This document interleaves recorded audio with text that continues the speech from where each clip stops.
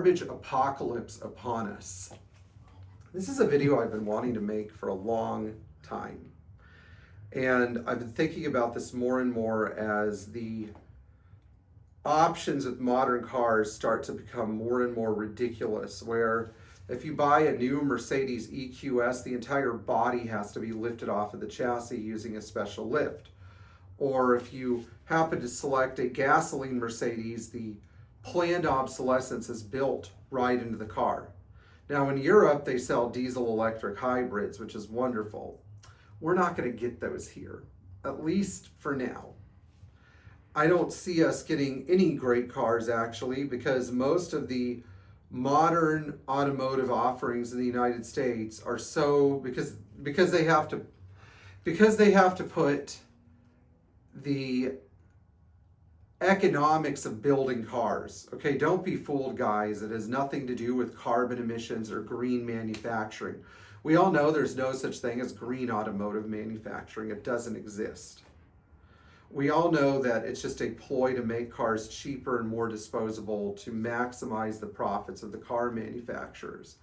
That's why one of the greenest cars that was in the United States, the little tiny Fiat 500, could not possibly exist here because Stellantis couldn't make money. So they closed all the Fiat dealerships, and now basically if you have a Fiat, you're stuck going wherever there's a lone Fiat technician that's still slugging it out on modern Ferraris. We're also rapidly moving into a market where cheap, good cars don't really exist anymore. The 15-year-old Toyota Camry is getting worn out and run into the ground. It's being replaced by a $60,000 F-150. For the majority of people who are, I guess you could say, not wanting to be stuck in a car payment. I'm not going to use the word economically disadvantaged, because there are a lot of people out there who just don't want to give their entire life savings away or all of their livelihood to a car manufacturer. So what they need to do is figure out a way to be self-sufficient. What is the key to self-sufficiency? Well, I've always thought that owning an older Mercedes was a great start to being self-sufficient. And why do I say this? Well, I say this because the cars are relatively easy to repair. Even when they have major problems, they still seem to keep going, and they offer the owner an ownership experience where there's enough information and parts availability even for a 35, 40-year-old Mercedes to be able to repair your own car, or at least get most of the repairs down pat.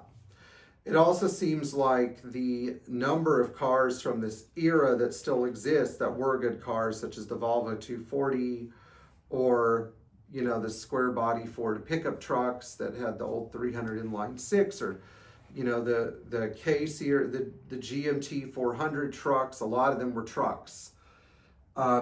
It seems like the Mercedes seems to have built the most durable product that's packaged as a passenger car.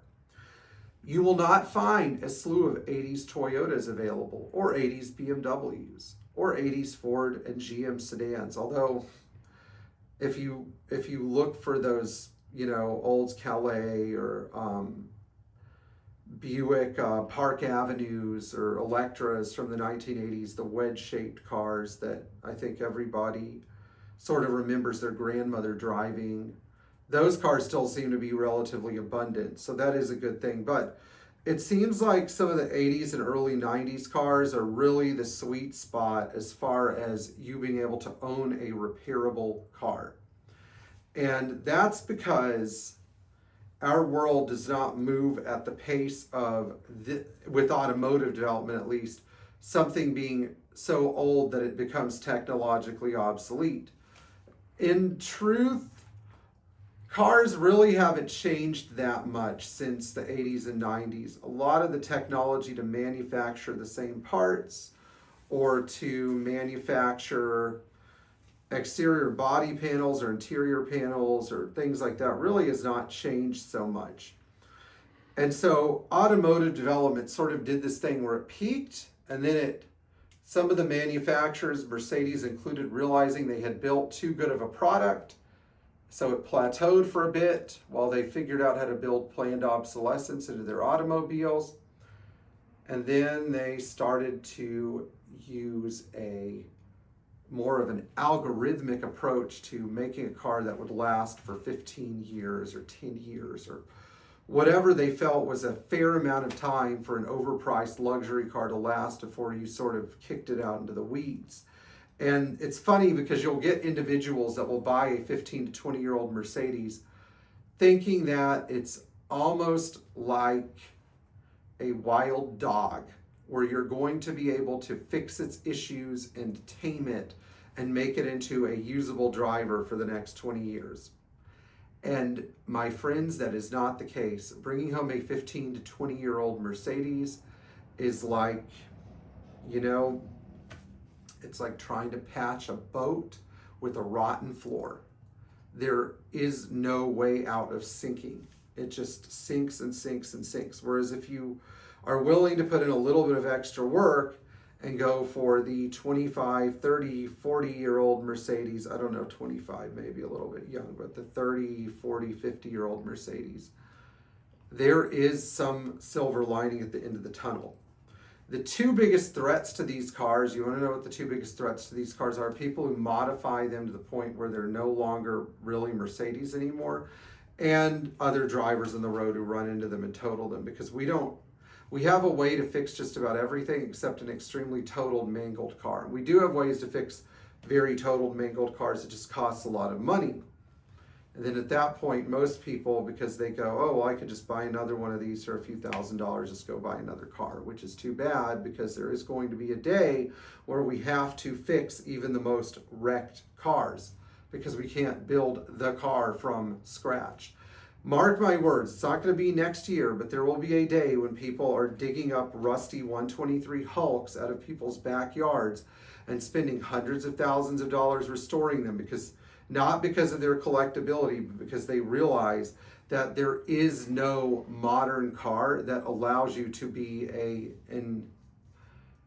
a sovereign driver, operator of your vehicle. And this is something that I think more and more of us are going to end up resisting as time goes on.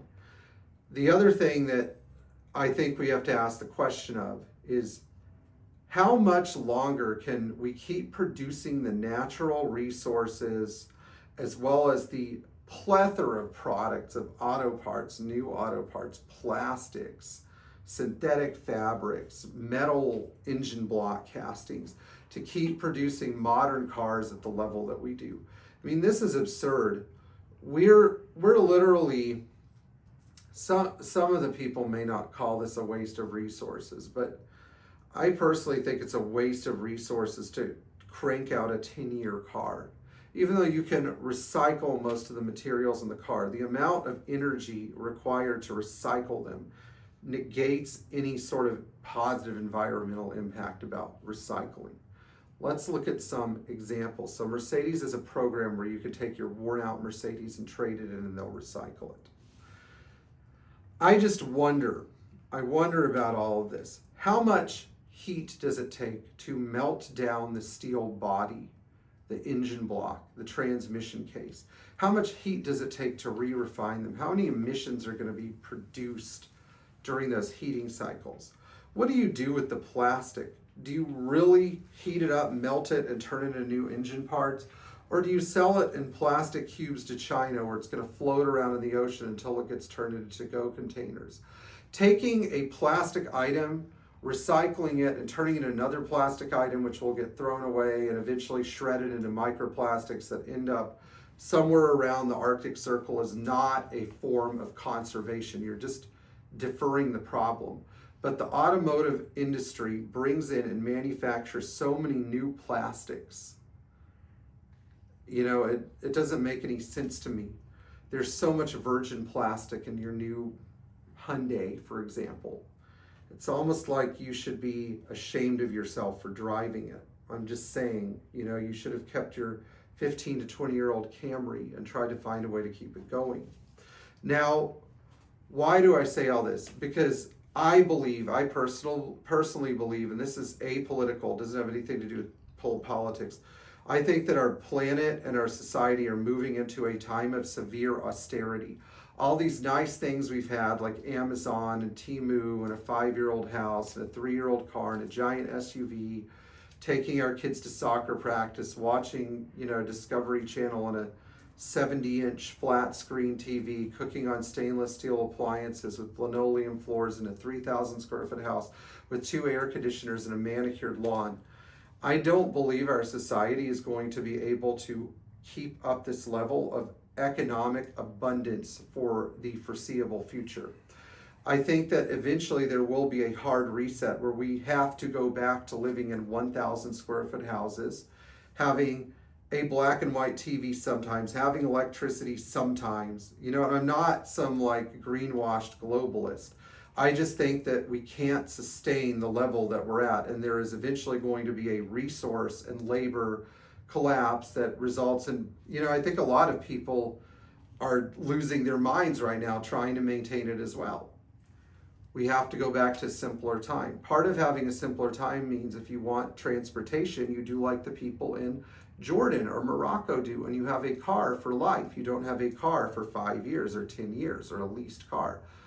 You have to almost dump the oppressive burden of economic abundance, which requires so much input and so much stress from society to maintain. I mean, there's going to be a time where we realize that our food has been so poisoned by the agricultural industry that we are going to have to resort to growing our own food and raising our own meat.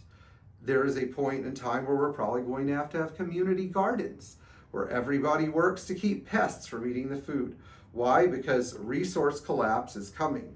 That's why we have to appreciate the things that we have that are durable, whether it's a washing machine or a 40-year-old Mercedes or, an analog telephone or a boat that doesn't have an electronically controlled engine.